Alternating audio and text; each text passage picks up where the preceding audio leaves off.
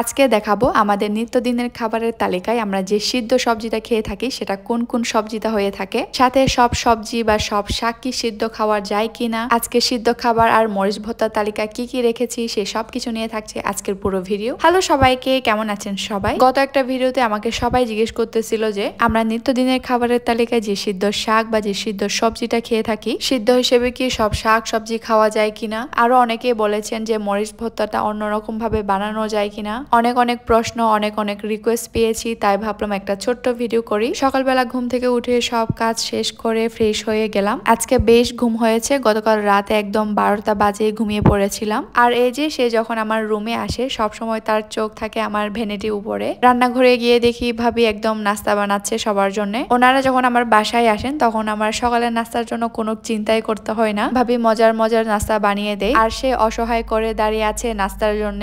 অপর পাশে কড়া করে চা বসালাম। নাস্তা খাওয়ার পর চা না খেলে তো একদমই নয়। আমাদের নাস্তা রেডি হয়ে গিয়েছে, এখন সবাই মিলে নাস্তা খাওয়ার পালা। নাস্তা খেতে খেতে সে বায়না করে ড্রাগন খাবে। আমি তার জন্য ড্রাগন ফ্রুটস আর আম কেটে দিলাম। তার পছন্দের খাবারের তালিকায় প্রথম হচ্ছে কি ড্রাগন ফ্রুটস। এখানে আমি রিকোয়েস্ট করে ওকে আম খাওয়াচ্ছিলাম, সে খুবই মজা করে খেলো। সবার নাস্তা খাওয়া শেষ করে গরম গরম চাও শেষ করে নিলাম। তখন প্রায় 10:30 বা 11টা বাজে। বাইরে প্রচুর রোদ ছিল, চলে গেলাম চন্দন লাগানোর জন্য। চন্দন বা থানাকা লাগালে স্কিন অনেক ভালো থাকে, সাথে গরম ভাবটা খুবই কম লাগে আমার। এরপর ওর সাথে অনেকক্ষণ দুষ্টমি করলাম, অনেক গল্প করলাম। তবে একটা কথায় মাথায় রেখেছি, আজকে রান্নার রেসিপি আপনাদের সাথে শেয়ার করব। এসে দেখি ভাবি শাক কুটা শুরু করে দিয়েছে, আমিও গেলাম ওখানে শাক কুটার জন্য। আমি ছোটবেলায় মিষ্টি কুমড়ার শাক দেখলে বাসায় কাউকে কুটতে দিতাম না, আমি নিজেই কুটে ফেলতাম। তবে কেউ যদি আমাকে লাউ শাক কুটতে বলে আমার একদম পছন্দ না, আমি একদমই কুটি না। আচ্ছা, আপনাদেরও কি শাক কুটার মধ্যে এরকম পছন্দ অপছন্দ আছে? প্লিজ থাকলে কমেন্ট করে জানাবেন। ভাবির সাথে গল্প করে অনেকগুলো শাক কুটে ফেলেছি।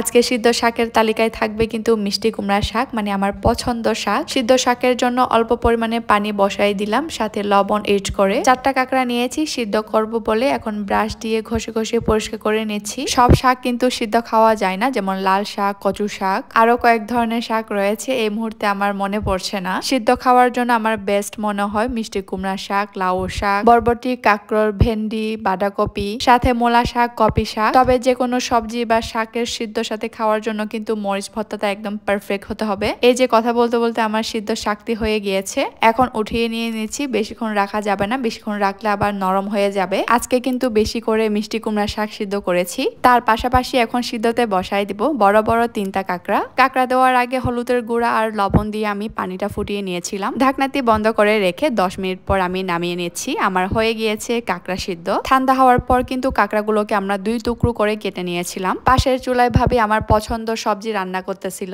বাঁশকুড়োল দিয়ে কাঁঠালের বিচি, সাথে সাবারাং পাতা তো মাছ। এখন সিদ্ধ শাকের সাথে খাওয়ার জন্য মরিচ ভর্তাটা রেডি করে নিব। গতবারে বড় একটা চিংড়ি দিয়ে করে দেখিয়েছিলাম, আজকে করব রসুন দিয়ে। আপনারা চাইলে যে কোনো শুটকি দিয়েও করতে পারেন, সাথে চাইলে আপনারা চিংড়ি মাছ ভেজেও দিতে পারেন। এই যে আমার মরিচ ভর্তা রেডি। আজকে কিন্তু আমি পেঁয়াজ আর রসুন দিয়ে এই মরিচ ভর্তাটা করেছি। রসুন দিয়ে মরিচ ভর্তা করলে খেতে বেশ মজা লাগে, তার থেকে বেশি হচ্ছে কি স্মেলটা আর কি অনেক ভালো আসে। এই যে আমার মিষ্টি কুমড়া শাকের সিদ্ধ, সাথে আছে মরিচ ভর্তা আর কাঁকড়া সিদ্ধ। কাঁকড়াটাকে কিন্তু আমি ভালো করে কুক করে নিয়েছি, আমার কাঁকড়া খেতে বেশ ভালো লাগে। মরিচ ভর্তাতে লেবু দিতে ভুলিয়ে গিয়েছিলাম, এখন এড করে নিলাম। আমাদের রান্না বান্না শেষ, অনেকটা ঘামিয়ে গিয়েছি, এখন ফ্রেশ হতে যাব। এই তো ফ্রেশ হয়ে গিয়েছি। এখন সেও আমার সাথে ক্যামেরাতে আসবে, মানে ভিডিওতে আসবে। তাকে দেখা যাচ্ছিল না বলে সে চিল্লাচ্ছিল, তো আমি তাকে বেডের উপরে তুলে নিলাম। দাদা ভাবিরা যখন আমাদের বাসায় আসে তখন কিন্তু সে সব সময় আমার সাথে থাকে, আমার সাথে গোসল করে, সবকিছু আমার সাথে খাই। ওরকম ফেসটাকে অনেক ড্রাই লাগছিল, তো একটু ময়শ্চারাইজার অ্যাপ্লাই করে নিলাম।